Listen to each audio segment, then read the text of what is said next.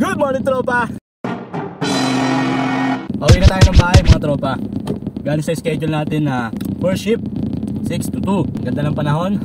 Sobrang ganda ng panahon, mga tropa. Sobrang init. Kasi ako ngayon, mga tropa, alam niyo ba kung bakit? Kasi meron na namang bumili ng sukang pinasarap. Buti pa si Tonton TV. Ayos! Woohoo! Masaya na naman ito si Mrs. Naubos na naman yung suka namin. So, order na naman tayo ng suka.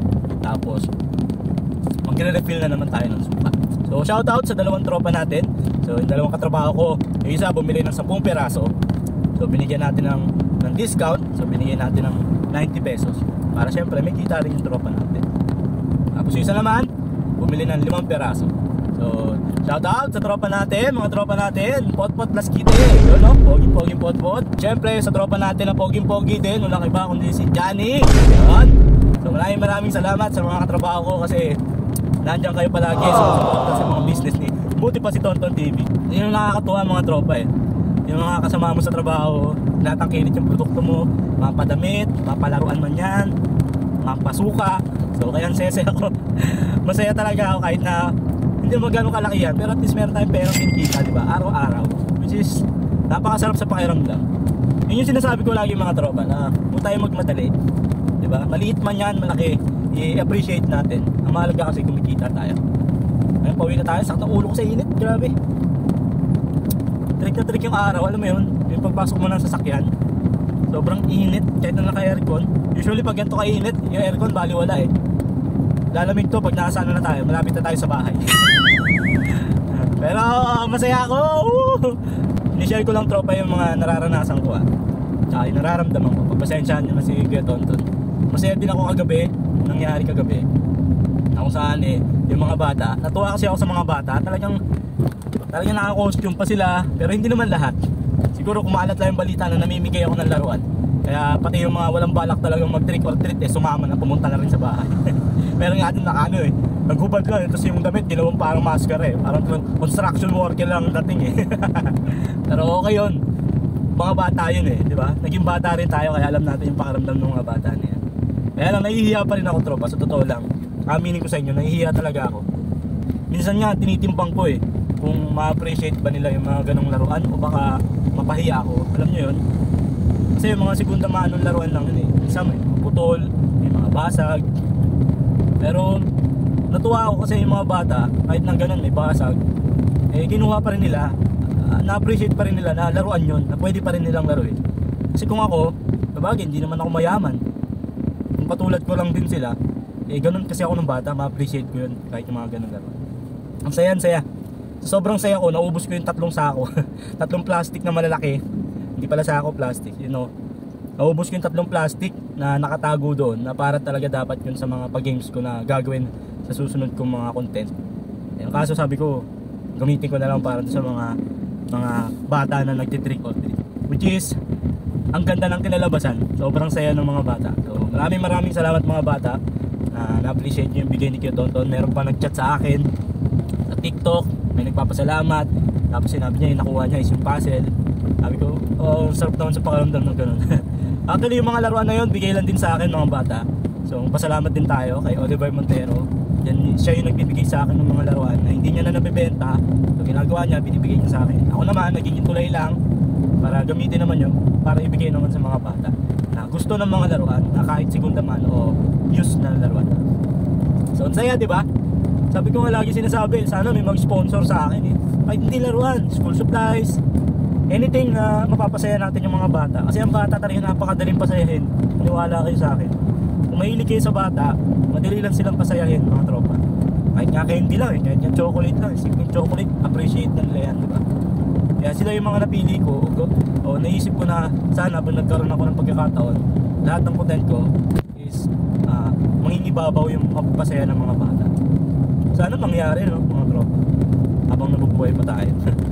Parang may iwan tayong legacy sa mga bata, tuloy nila yung pagiging masiyahin nila, i-enjoy nila yung pagiging bata. Kasi pagtandaan nyo, mostly na yan, nakaasalalay na yan sa magiging pamilya. Pero pwede pa rin naman tayo maging bata kahit na matanda na tayo.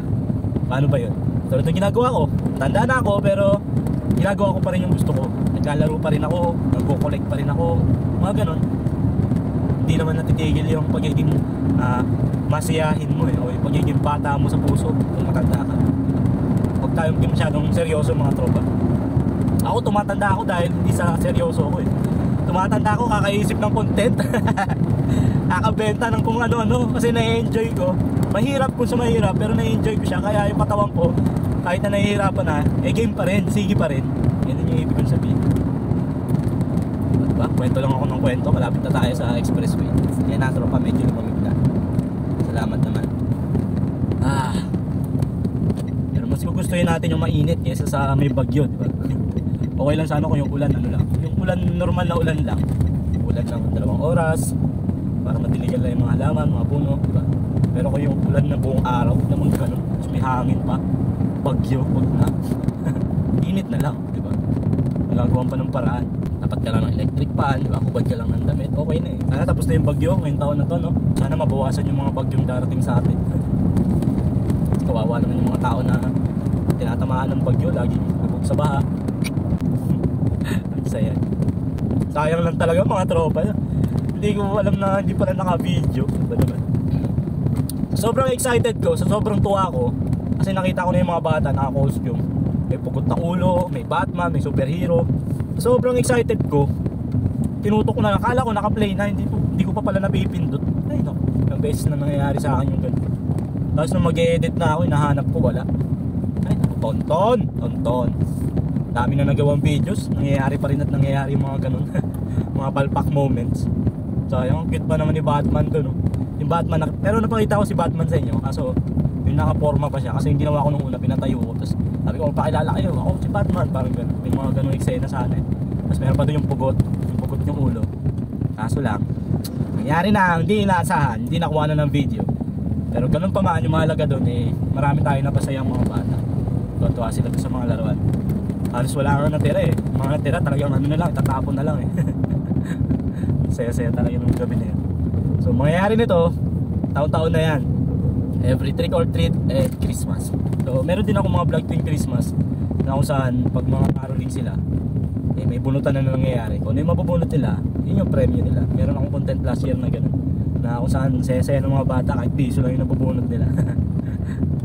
So malapit na rin yung December mga tropa, abangan nyo yung content ko na yan. Pero kung gusto nyo makita yung sinasabi ko, bisitahin nyo lang yung page ni Buti Pa Si Tonton TV. So makikita nyo doon yung ginawa ko last year na kung saan mga bata kahit piso well appreciated nila kasi nag-enjoy sila sa mga pag-games na ginawa natin o yung content na ginawa natin.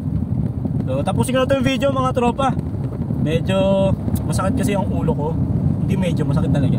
Kanina pa to pero sabi ko hindi ko sinasanay sa gamot. Pero kung hanggang mamaya ganito pa rin, inom na tayo ng paracetamol. So there you have it tropa.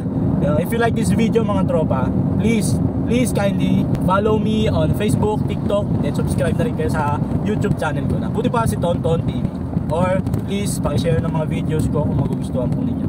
So abang-abang po sa mga latest vlog ni Buti Pa Si Tonton TV. Pagpasensyahan nyo na, puro ganito lang ang vlog natin. Wala tayong gala sa ngayon dahil tight ang budget natin.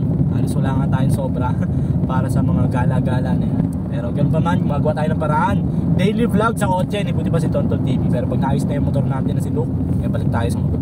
Okay, sa susunod tropa, Buti Pa Si Tonton. Ingat po kayo palagi. Peace. Bye bye. I love you all.